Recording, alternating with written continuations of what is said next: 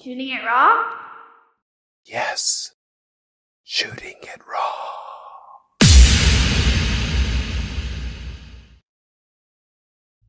So with photography, it is quite interesting because now everybody has access to everything. So I think in my space, particularly in sustainability, it's really opened up a whole new world of transparency that we probably didn't have 5 or even 10 years ago. And that's transparency just on, a day-to-day basis. You see something going on, you snap a picture, put it onto social media, and that then blows up. So there's much more awareness now.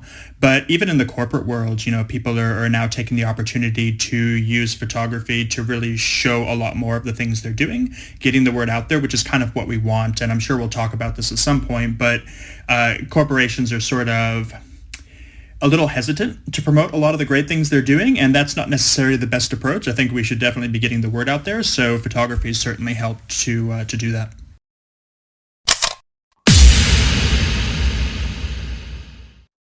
Okay, it took a while for us to get here. Thank you for joining me. Good morning, sir. Good evening. Okay, thank you. So you're in Melbourne. That's right. You do not sound like a guy from Australia. No, I'm not a guy from Australia. I'm American. I'm from Los Angeles. Los Angeles. Los Angeles has been called the Melbourne of California. Has it? I have not heard that. I'm totally making that up. No, that's... So I'm full of shit, but don't worry, we're going to get through this. It took a while for us to get here. Man. Because I don't know who you are, and I don't know what your story is. I haven't looked at the photos, so I'm going to discover... And already, the fact that you use sustainability like 12 times in your description has me super excited.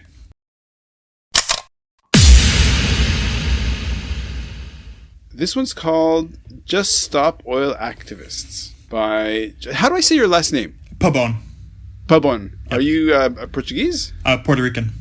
Puerto Rican. I'm so sorry. No, it's all right. No offense. I'm sure there's Portuguese at some point in the history. Okay. Well, I don't know why I said Portuguese, but just the way you said Pabon, I thought, okay, maybe. Okay, so the photograph has two youngish, they're kids, I'd say about 16, 17, 18, wearing a white t-shirt.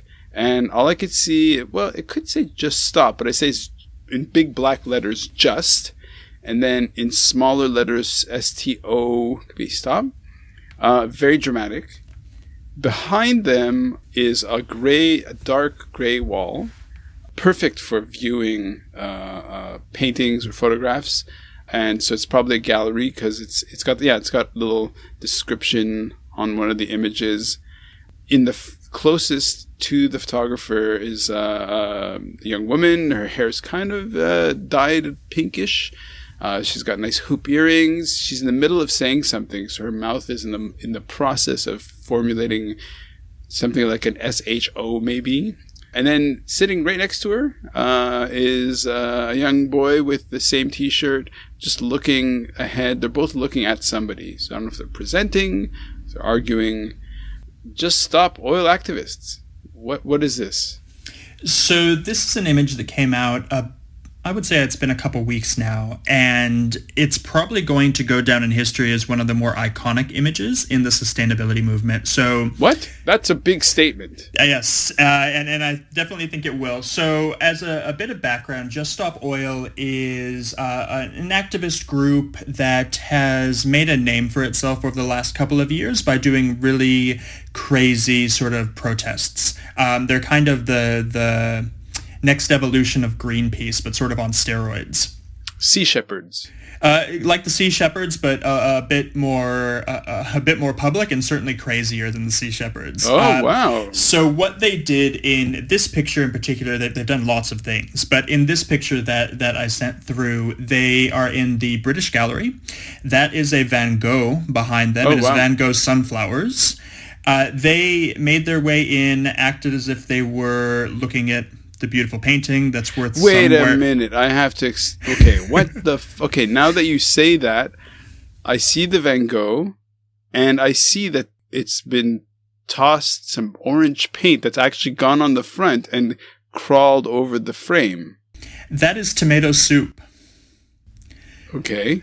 They threw a can of tomato soup on the Van Gogh in a protest against lack of access to food. Okay. So that is it's a very crazy sort of thing. I can imagine being there and watching this, although I've seen videos of people on TikTok and whatnot who are actually there to see it live. But this is their form of protest. So Wow. so they did that. They threw it on the Van Gogh. The Van Gogh's fine. It's covered in glass, so it is okay. Thank God.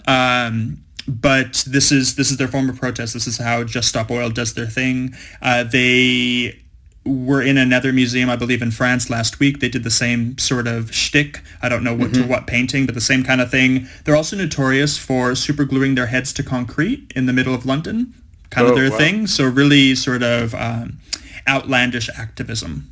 A bit right up my alley, as far as in the sense that, for example, when I launched Shark Rescue, and this won't all be about me, but it was all about, okay, how do you get noticed? So instead of being genteel and kid gloves and polite, it's good to kind of go up there and do something a little outrageous, because then it gets noticed, obviously, as these kids did. But you're starting off with a bang. I mean, okay. Now, my position is a bit more, I don't know, I sort of hem and haw on it a bit.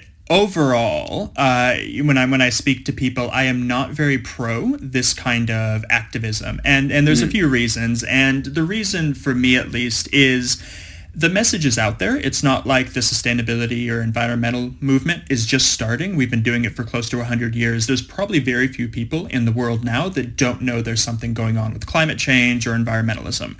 Whether or not they're doing something is a very different issue. Our goal as folks in this space is to get people converted. So versus getting impressions, this campaign got a lot of impressions. Everybody's talking about it. Did it convert anybody to become more environmentally friendly or to join the sustainability cause or join an NGO?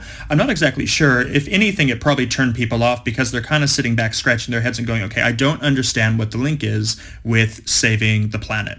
And there is not a link. So I talk a lot about being an altruist, certainly. You want to do good, but you have to be more pragmatic. You have to really think and be strategic about what you're doing so you can get more people on side. John, you're speaking my language. I love this. Who are you? Okay, this is great. This is great. Okay, so you've put these little bombs out in the air, and I'm going to have to, detonate them. So what are you doing in Australia? How did you get there? Yeah, my career's a bit of a weird one. I've kind of traveled the world. So I've been in this space, sustainability, for, God, it's been like 20 years now. But what I experienced when I first started out in my professional career, I was in New York. I was working at the UN and became really interested in this sort of public good. I've always kind of been in that space. But sitting behind a desk didn't really do it for me. I think with what we're doing in sustainability, with all the changes going on in the world, I wanted to really experience that. So I started to travel. I moved to Shanghai. I was in Shanghai for about a decade, and that's where I really dug deep into the world of sustainability. So versus just in academic discussion, sitting on a panel and talking about it, I was in factories. I was on fields with the individual workers. I lived on a palm oil plantation in Borneo for a bit, and just really wanted to be there and to see things firsthand. And I think that's a little bit of the distinction between folks that may be in the United States or in Europe, where sustainability is more conceptual. But in Asia in particular, it's, roll your sleeves up and get dirty. It's work that's going on. And then after my my 10-year stint in China, I think that was enough of a tour of duty. I decided to move to Melbourne to experience things here. I was at a conference a few years back pre-COVID and realized there's quite a bit of work to do in Australia as well. So I thought, okay, let's go back to the developed world a bit and see what we can do. That's amazing. Okay, I lived 20 years in Hong Kong. Just moved back to Canada now. Looking at your photograph, as a performance artist, what the world I lean towards is this idea of like being a grain of sand on the cornea. It's like an irritant that you can't, like, this is one little grain just gets in the way and has a great impact. your first image are these two kids in front of the Van Gogh doing this protest. You lived in Shanghai, which is, having been in Hong Kong and very different from Shanghai, and I totally understand what you mean about being in Asia, and that's essentially the horizon of where all of this stuff is happening. I mean, you kind of also go into a palm tree plantation. Yeah, you definitely dive right in. Why is that inside you? What about growing up made that kind of a part of who you are? That's a really interesting question. I think it's that, and this is going to sound trite and ridiculous, but it is that curiosity. And I think by and large, a lot of people don't really have that curiosity. They're very happy with just taking things at face value. I'm not quite that way. I do feel myself as quite an irritant, as quite a grain of sand in the eye. I've always sort of been that way. But I'm also of the view that, unless I've experienced it, unless I know about it, not necessarily intimately, but whatever I'm talking about, I need to have had experience in it. I shouldn't be talking about it. So that can go from, living on that palm oil plantation all the way through trying a food, right? Don't say you don't like something if you've never done it. So I think that's always been sort of in my DNA, and that's what led to that sense of adventure, certainly in Asia, and then that just snowballed into something bigger. I thought the stint in, probably the same way you did in Hong Kong, I thought the stint was going to be very short in Shanghai, and here we are many, many years later with great stories to tell. Yeah, but that's life. I find that really interesting that you're the kind of person who goes right into the, in Hebrew, it's the juice of the garbage, right? So, you have the garbage bag, and the juice is like really, it's the essence. And Shanghai is the juice of the garbage as far as industrialization of China is concerned, or commercialization of China. But okay, so how do you deal with the retort of somebody listening to this saying, "Hey, buddy, you're into sustainability, but you're flying everywhere"? I was waiting for that.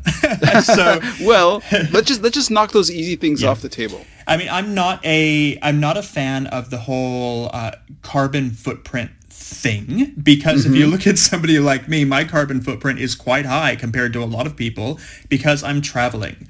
But there's a reason behind that. Why am I traveling? I'm traveling to go sit in a boardroom at a highly polluting company to tell them, hey, stop it, and to work with them to stop it. So at the end of the day, that balances out. I may be polluting in one way, but I'm certainly doing a lot of good on the other hand. So that's how I rationalize it in my mind. And I suppose for me, I'm not the kind of sustainability person who is a hug the trees and save the polar bears kind of person. I'm not an activist. There's plenty of people doing that, and I'm really happy that they are. Not me. I'm very much a dollars and cents sort of sustainability person. I am very much of the view that the corporate world, the private sector, is going to be what pulls us out of this. It got us into the mess, so it's their responsibility anyways. But they have access to capital. They have a reason to be better that governments and individuals just cannot do. And we've learned that. So it's really on them to do the best they can and to improve, and that's sort of where I see my role. There's a role for everybody, and that's mine. I love it. Moving on. Next photo. Sure.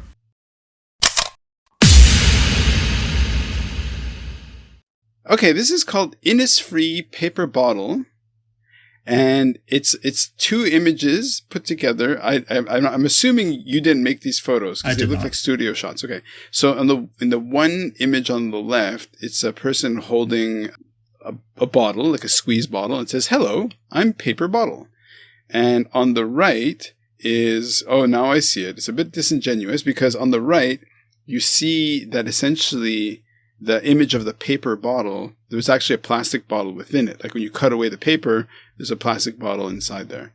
That's pretty, is that real? It's real, 100%. Dude, like, what? How can that is so naked. That's such a bare, okay, so no, I'm jumping ahead. You take it away. So I included this image because what I'm experiencing, particularly post-COVID, is a massive growth in what we call greenwashing.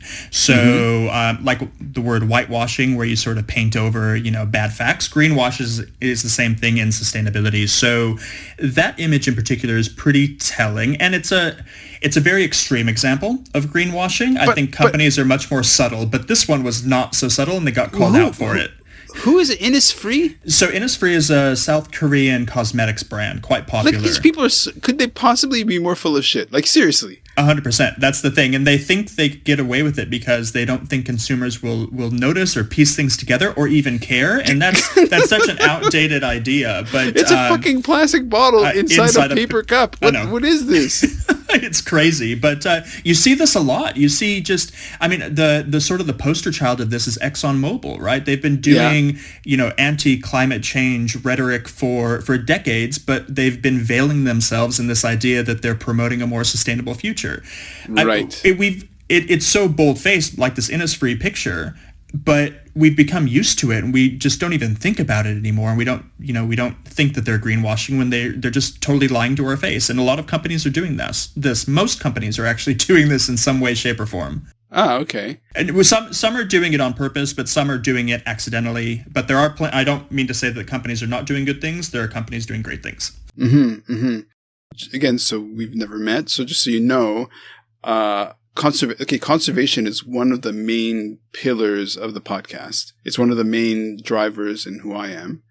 By a weird twist of fate, I had a client pay my way to get an MBA. Of all the things in the world that I would get an MBA, to me is kind of funny. But so what's your academic development? So undergraduate degree in political science and international relations. And then I have a double master's degree, one in the study of international organizations because I was working at the UN, and then the other in political science. How that morphed into sustainability is because of that sort of foray into public good. And then when I moved to Shanghai, finally trying to figure out, okay, how do I marry that experience in public good in the corporate world? The UN's pretty much a corporation. Yeah. In a commercial city like Shanghai. So that then morphed into sustainability. And actually, when I got started, it wasn't even called sustainability. I don't even think that was a term yet, even though God, I sound so old. People now come out of school with degrees in sustainability. Back then, that wasn't a thing. It was more sort of charity and philanthropy, and it grew from there. Did you go to okay? So this is people used to always ask me this all the time, and they do ask me this all the time. Like, how did you decide to go to Hong Kong? So, what I love is to put at the heart of these conversations, because it's about inspiring listeners, right? But that it's not magic, Like somebody's listening to this, Like for example, I had Paul. Speaking of Sea Shepherd, I had Paul Watson as a guest on the podcast. To me, he's such a champion, but how do we get to that moment in your head or in your brain that says, I think I'm going to go to Shanghai. I think I'm going to go work. I'm going to go to Shanghai. So did you have a job beforehand? Like, tell us that story. Yeah, so I was in Shanghai, just visiting, meeting friends, and sort of on a little vacation. This was in 2008, I want to say. And that was sort of the height of the financial crisis. And so, in Shanghai, for those who haven't been there, it's a very commercial city. You go to these big lavish dinners where, you spend heaps of money on impressing people. And it's very much that showy sort of culture, particularly in Shanghai. And I was sort of taken aback and going, oh, this is amazing. It's so cool. And it is cool because there's lots to experience. But then I went back to New York, and with the financial crisis, everybody is so sad and so depressing, and they're, tossing up whether they can afford to take a cab home or go to dinner that night. And it's just eat. It's just these decisions. So just thinking, okay, I've had a good stint in New York. I was there for quite a bit of time. I had my time at the UN. I did a bit of corporate work with McKinsey and AC Nielsen. I thought, okay, time for the next adventure. You're right. It's not magic. That's certainly not the case. There's definitely a lot of planning that goes into to moving around the world. But I think at the same time, there is a bit of magic to it where you just sort of make that decision and you say, okay, why not? What's the worst that could happen? Right. But, there's the fact that you're a former McKinsey person, which may not mean something to somebody who's never kind of come up to that company. I mean, there is something about a McKinsey brain, supposedly. The cult, so, yes. Well, it's a high achievers or whatever. And as I'm saying this, there's the image of, hello, It's funny. It says, "Hello, I'm paper bottle." It's not even grammatically correct. Hello, I'm paper bottle. The marketing department's definitely focused on the wrong stuff there. Dude. Okay. So, but okay, so let's, because one of the things about, having done my MBA and also been on the front line of conservation in terms of shark rescue and all that stuff, how do you see because there's some people who are just absolute, right? Like some people be like, no, we have to stop oil. We have to stop using oil. Oil is bad. Oil is bad. It's like, yeah, but buddy, we need plastic. Like, you need plastic in the hospitals. Like you can't, like you need some of this stuff, right? So how, as a McKinsey person, do you marry the shocking stupidity of the "hello, I'm paper bottle" with reality? It sent shivers down my spine when you called me a McKinsey person. No, it's a compliment. So one of the big things in the sustainability world that we sort of keep hidden behind the curtain that we should be definitely talking more about, but we don't. And it's sort of the forefront of the movement as well is what's called a just transition, which you totally hit on just right now. So a just transition basically talks about we can't just flip a switch. We can't just stop using oil. We can't just stop this, that, or the other thing because there's processes that have to take place. That's the McKinsey brain. There are things that have to be put in place before any of that happens, and we're years away from doing these sort of things. Mm-hmm. So a good example is getting rid of plastic. Okay, you get rid of plastic, you replace it with, a lot of people say, glass bottles. Fine.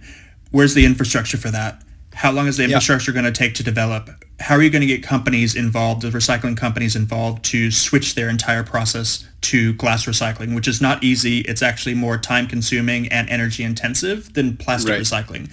So that's one aspect of it. If you look at it from a social perspective, you put all those people that have worked their entire lives at oil companies out of a job. What are they supposed to do? How do they earn a living if that's all they know? I'm not defending oil companies. Absolutely, we need to stop oil, but I'm just trying to show that there's so much more nuance to it. We need to upskill people or reskill people to put them in other places. So it's not as easy as just saying, do this, don't do that. There's a lot more that needs to go into this. I love the kind of, over time, you realize how when a simple question, which is so easy to blurt, like, why can't we do that? Why can't we just stop? And it's like, to a certain extent, sometimes simple questions can trigger incredible change. But the world is so massively complex. Even something like, why don't we just transition to jet fuel that's not fossil fuel based, or that's somehow sustainably linked or whatever? It's because it's wicked complex, and it's not somebody there going, no, I want the world to be bad. It's really difficult to. So what was the phrase you used for transitioning? It's a just transition. Just transition. So a transition that's good. Okay. And so, let's wrap this up a little bit in terms of how do you articulate all of this expertise in your head around just transition, sustainability, about the complexity, into somebody who wants to take action to go, okay, well... That's kind of why I gravitate towards the corporate world and sitting more in boardrooms than I would speaking to activists or getting on a soapbox per se, is because I think in the corporate world, they sort of get where I'm coming from with this. They understand certainly the dollars and cents. They get the bottom line. They get the idea that it's going to take quite a bit of time and that movement needs to be going incrementally in the right direction, not just fast and fits and starts. Mm-hmm. So that's where I gravitate to that sort of segment of change, I suppose. I think a lot of times with activists, as we talked about at the very beginning, they're not necessarily the most pragmatic, and I'm painting with really broad strokes here. Mm-hmm. But by and large, it's quite difficult to have conversations with them when it comes to making these smaller incremental change. God bless them for wanting large, impactful, big change, and there's space for that. There's not space for that everywhere. There are spaces where we have to be focused on the small incremental change, and we need to be patient. And then, of course, Right. there's things that we can change right away that we haven't, that we should definitely be screaming at the top of our lungs to change, because those are the low-hanging fruit, the easy things to change. Right. Just let's pluck it out of the hat or in the air that's in your brain. What was one of the most frustrating moments where you're just like, this is a low-hanging fruit and nobody's reaching to pluck it? Like, it doesn't have to be in China. And I know people like to think, oh, China, because it's remote, and it's like, oh, it's like some frontier, lawless. No. It's super, super advanced. I even think terms like developing, whatever, are no longer apply, just in my opinion. So what is the low-hanging fruit that you were like, it's just there, that you were frustrated that weren't able to impact?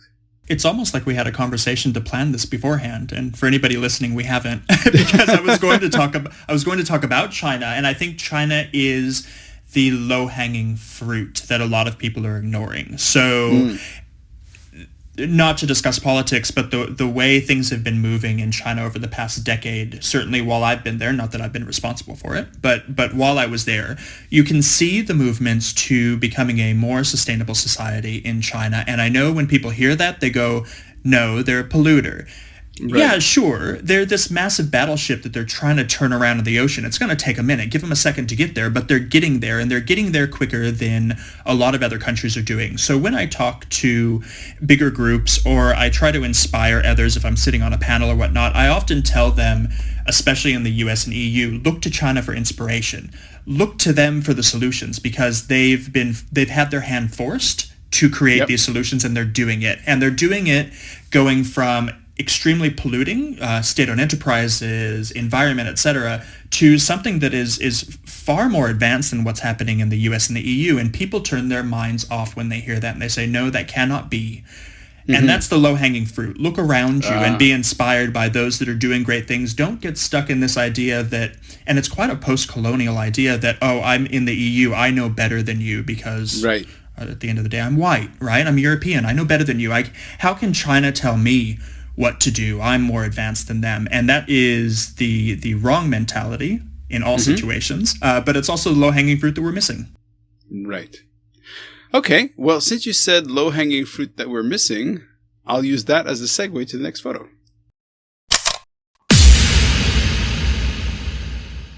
Oh, what's her name? There's she's like a preferred. Okay, so in this image, we've got a collage. So the background is black, like the far background is essentially black.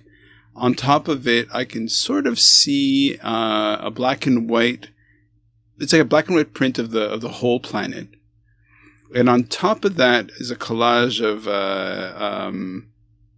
headlines from a newspaper or whatever. Like, there is no climate emergency. Another one is rising CO2 is greening the planet. CO2 is not a pollutant. Global warming is a non-problem. So these are all like kind of cut and pasted onto this thing. And in the middle, in white letters on a red background, says deniers. So it's just, obviously it's the only color in the image. We have this blood red well, the letters are white, but it's on a box, it's blood red. It looks like a Barbara Kruger image. I don't know if you know who she is. She's a photographer. Oh yeah, okay. So it's kind of that feeling. Take it away. So one of the things I definitely wanted to talk about are what it says in the picture, climate deniers, and just this. I can't believe we're talking about this, but we are, because it's a thing that people still don't believe there's anything bad happening. And we're certainly living now in this sort of post-truth era where facts don't matter as much anymore as they probably should. And there's even statistics showing that we've become so polarized in our viewpoints that we refuse to listen. We refuse to get out of that thought bubble that we're stuck in, whether that's from social media or anything that we consume. And that doesn't change when you look at issues like climate change and sustainability. There are still a very vocal group of people who do not believe it's happening, the climate deniers. And just for a bit of context, I mean, at this stage, it's something like 97% of credible scientists say that climate change is a thing, it's happening, we need to do something. There's even a group called the Skeptical Scientists Association. that say that climate change is a thing, and those are the skeptical scientists. Right. So it's a very small faction of scientists that say, this isn't happening. And they're encouraging people to deny it. And a lot of those people are hearing these messages coming from big corporate lobby groups that are sort of filtering in more of that greenwashing and climate denialism. But it's quite a sad state of affairs, and I don't bring it up with the sense that I have any solutions to it. I don't know how to get those people on side. If you're at this stage seeing everything happen and you go, oh no, it's fine. It's just, the natural way the earth works, or Right. we've had stronger hurricanes this year, and we've had 1 in 1,000. You hear this all the time. It's the 1 in 1,000 year storm that's already happened 5 times this decade. Like, Right. well, there's something going on. Why is your head in the sand? Well, there is the not that I'm going to address what you're saying. I'm just sort of thinking, like, this is kind of your world. And so, for example, since you are in Melbourne, you're in Australia, and you've moved from, a society where you're basically an outsider. So when you've shifted into Australia, you're still kind of an outsider in which you're an American. How do you see your mentalities morphing given the location? Really interesting question, and I think that's part of the joy, the interesting thing, and also the struggle of traveling, being a global citizen, as they call it. It is that need to morph and adapt, and to always remember in the back of your head that when you are somewhere else, you're a guest in that space, and you definitely need to remember that. You need to adapt to that in a lot of ways, and I think, whether it's in China, I lived a stint in Korea, and now in Melbourne, there are slight shifts. But I think what is good in my space, and what I do at least professionally, is it's quite culturally agnostic. So there's not that much of a shift that needs to happen. People know that we need to change. People know there are ways to do it. So I don't need to necessarily adapt a bit of the messaging here and there, and what we talk about. I mean, in Australia, certainly they love to dig things out of the ground when it comes to the corporate world. So the timbre of the conversation changes a bit. But at the end of the day, I'm not having to morph and change how I approach things too much, at least in the professional sense. The personal world, very different. So how in your work, when you're in a boardroom situation, because there it's all driven by self-interest, right? So it's people are just like, okay, I want to improve sales, or I want to improve whatever it is. But how do you run into climate denial in a corporate setting? Yeah, it's an interesting approach that one has to take. And, I would have loved to have been in the room when, whenever it was back in the 70s and 80s, some marketing guru came up with how we approach sustainability messaging. It's always the same thing. You see the polar bear on the melting ice cap. You see, this dystopian future, sort of like Mad Max-ish.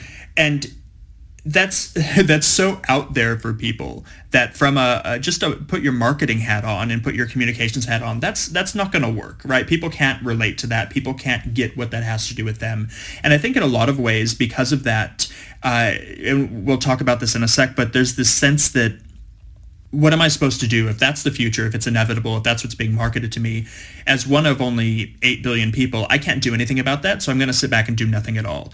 That's individuals. But when you get to the corporate world, adjusting the message is so important. And I think that's in a lot of ways where more of the activist community is lacking, is that they're not adjusting the message to make it resonant and salient to those folks in a corporate world. So to do that, you have to talk about money. You have to marry this idea of doing better and being altruistic with the bottom line. And I don't see anything wrong with putting those things together. I think they should be working in lockstep. And so when you start to frame things that way versus getting on a soapbox in the boardroom, ears start to perk up when you start to say, okay, if you look at your competition, these are the folks that are more sustainable. They're doing much better than you are financially with consumer attrition, etc. They start to listen. So you frame it in a way that makes sense to them. That's the simple solution to do it. It's not so simple sometimes, but I think that definitely gets people listening. And in the boardroom, they're certainly more pragmatic. So they understand, like you said, that it comes down to the bottom line. And if that bottom line is going to be sustainable because I'm sustainable, they're all for it. Right. I think my brain just floated off into the distance because it's not only about, it's communication, right? So it's not only about what you want to say. It's like you have to understand who is listening. So it's like if I'm speaking to a puppy, I know this sounds good, but if I'm speaking to a puppy, I understand, because I've had dogs so much, I understand how to change my communication so the puppy understands, is getting the message, right? And so within a boardroom context, though, how do you deal in terms of your training with the sort of the mismatch that in order to get the message across to, within a corporate setting, that by definition, by vocabulary, by concept, whatever, they're incapable of processing the message that somebody from an activist mind would connect with. Do you understand what I'm saying? Like how do you bridge those? Because fundamentally, the two different brains who are, it's like speaking to a puppy. Like the puppy just can't understand. The brain just doesn't get it. Absolutely. A really good example of that is a lot of the factory work that I used to do. So when I was working with BSR, who's sort of the McKinsey of the sustainability world, what we would do is we would always get met with the skeptics, particularly the middle managers, when we would go in to talk about the work that we do. And the middle managers, as anybody who works in the corporate world understands, they're the ones that sort of make or break things, right? They're the gatekeepers at the end of the day. They're operators. The operators. Yeah. What we would tend to do is we would create or we would pitch these large-scale social programs, particularly around women's empowerment. So I'm sure I'm allowed to say this. So Walmart, I know they get raked across the coals in the United States and other places for some of the worker stuff that they're doing in the developed world. This podcast is fully supported and sponsored by Walmart. Okay. Walmart. Where they I'm just joking. I'm totally joking. I'll make sure to pitch them well then. No.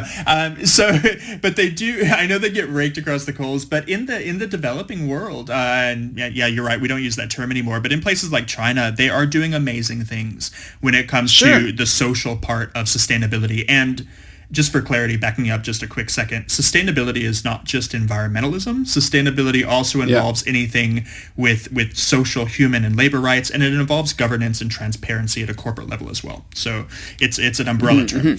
But in that situation, when we're trying to pitch worker betterment programs, women's empowerment programs, things that will help their workers be better people, we don't approach the conversation that way because that's a very altruistic thing. It's an altruistic endeavor, absolutely. Does a middle manager care about bettering their workers? No, they care about the widgets getting produced. So what do? We tell them, and this is how we pitch it. We would say, okay, if your workers are better educated, have stronger communication skills, if they understand the basics of personal health and well-being, and I'll give a really graphic example. Feel free to edit this out. But in China... Nope. Good. In China, contraception and sex education is not typically discussed. It's a very taboo subject. So if somebody is to get pregnant, they would use abortion as a form of contraception, not using a prophylactic or whatever. A lot of times you have a lot of female workers who will have an abortion and have to take lots of time off work to recover.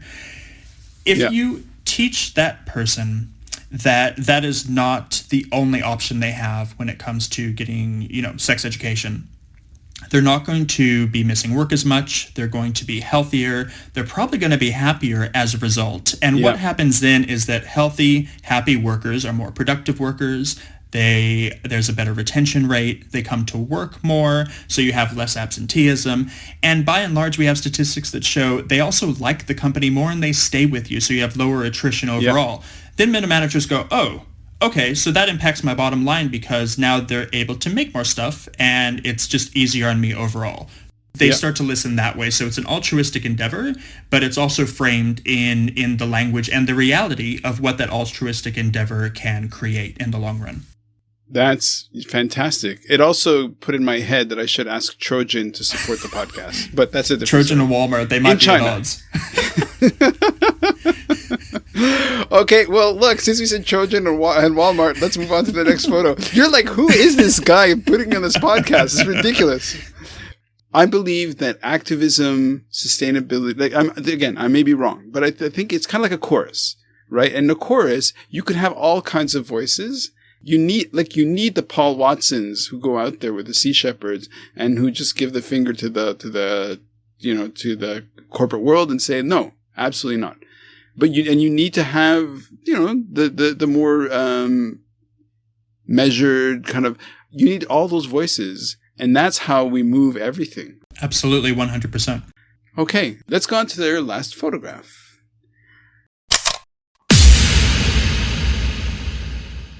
Okay, so it's called Climate Doomism. And there's an old stately building. My architecture's crappy. It looks like it's in Germany because it's a German flag. So. And then two people are walking. It looks like it's probably early summer or midsummer. They're holding hands. It's very sweet. It's, twilight-ish or nightfall. And the light's beautiful. Behind the building's lit. And what really makes the image, which I get to last, is in the foreground, it says carbon clock. And it's been an erected sort of display thing. And it says German CO2 budget left to blah, blah, blah, blah, blah, reach, and then global CO2, and then these impossible numbers, like 2 billion, 35 trillion, bazillion, I don't know, just impossible numbers.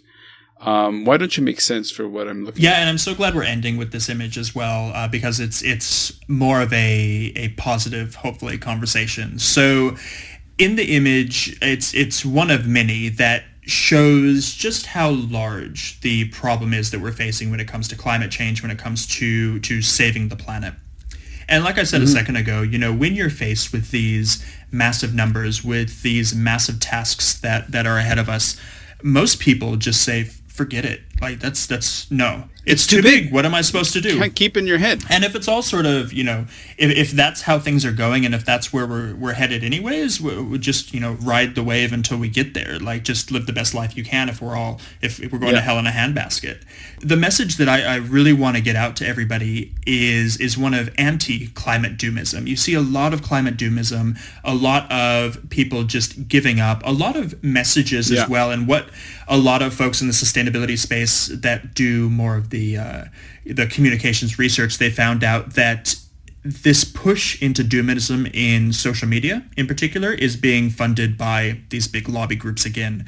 So it's the next evolution of that greenwashing in a much more subtle way. So fake stats that are getting pushed out, things that are saying, encouraging people to just say, forget it in much more subtle ways is something that's been happening a lot in social media, and it's a terrible space to be in. So I just want to really encourage people and not to sound sort of Pollyanna-ish, but there's lots to be hopeful for. There's a lot more to be hopeful for than there is to be scared of. If you want to make a change, make a change. If you want to be more sustainable, find out how to do it and get stuck in and get it done. Don't sit back on your couch and just think somebody else is going to do it for you. I hate using the Gandhi quote about being the change you want to see in the world, because I don't necessarily believe in that. I think it's going to take a lot more than individual action to make change. I think it's more community led, and we need to collaborate with each other. But at the end of the day, don't let all of these oh my god things scare you into a corner and stop you from being that change that you want to be. For sure. And okay, as you're saying this, I'm looking at the image a little closer. It says time left to save the planet. And I'm like, are you freaking kidding me? There's a countdown? Like, well, how is that helpful? And okay. So the whole point of the podcast is, if we only have one life, how do we make every second count? And I mean, really, this feeling of being overwhelmed and disempowered, I mean, is real. Like, it's kind of like, when you're facing a problem that's so huge, like, maybe you can answer this.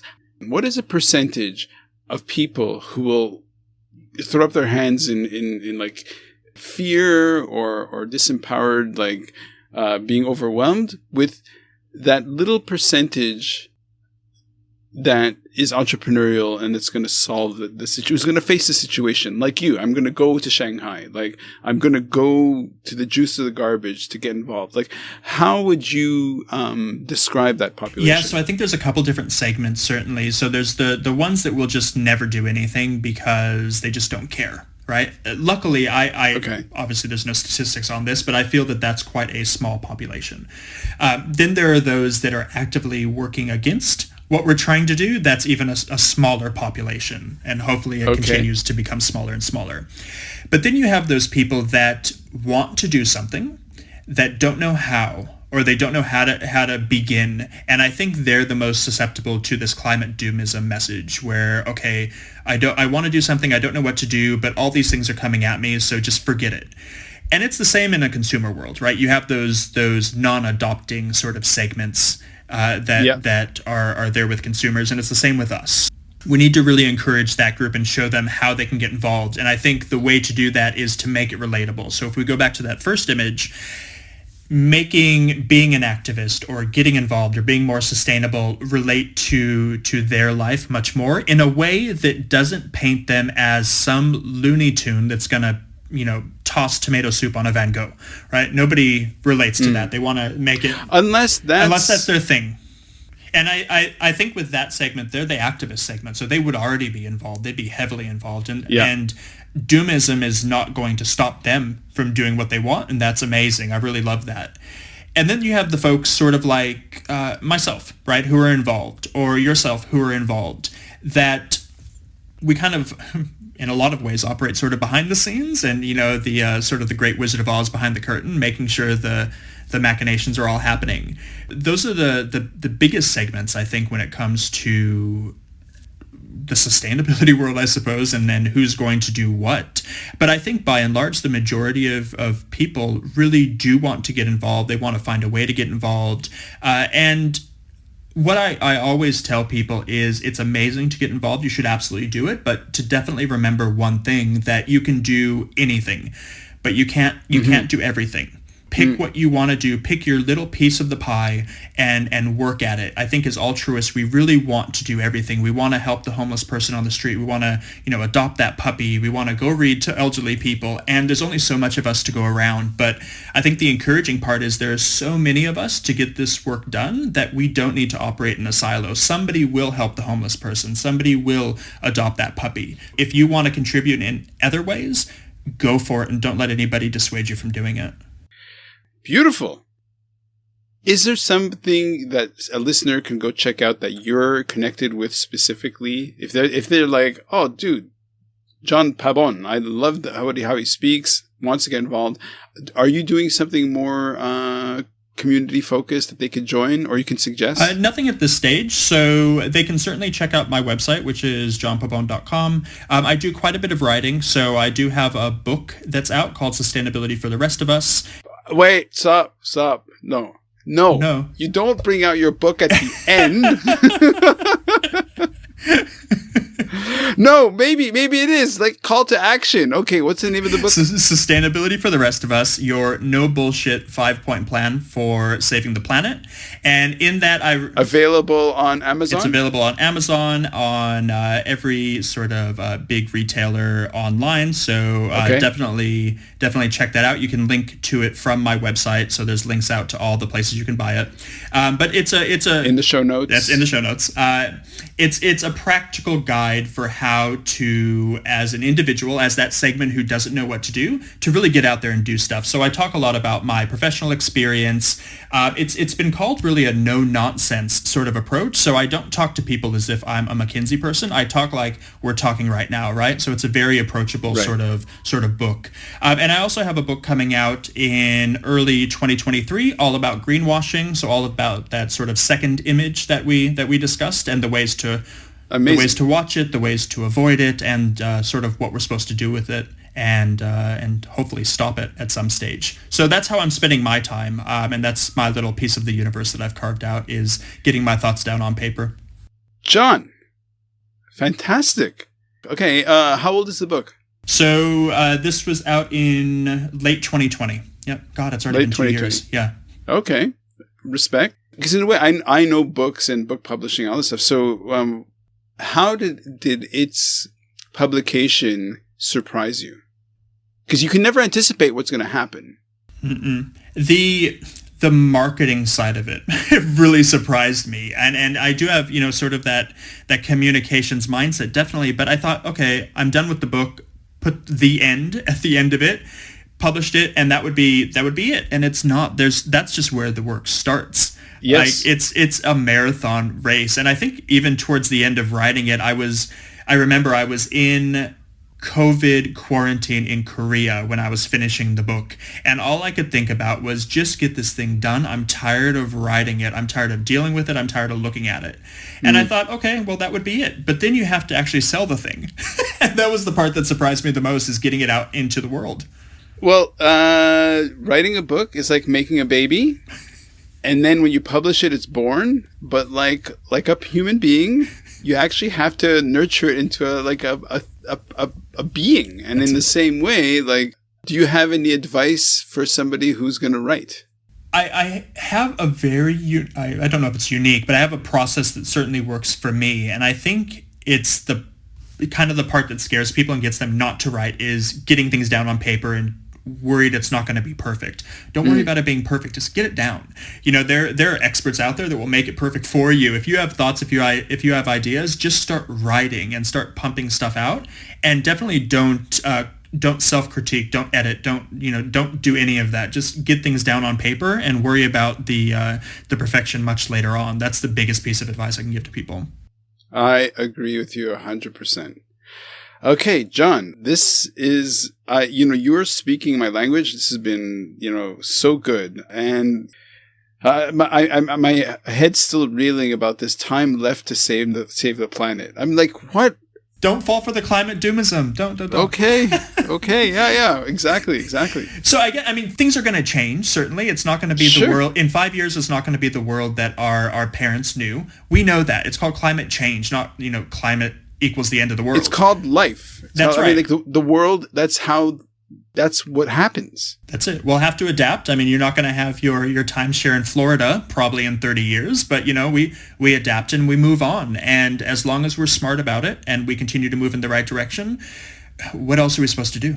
Yeah. What else are we supposed to do? John, thank you so much, man. Thank you. Absolutely. No, thank you. Shooting it raw? Yes. Shooting it raw.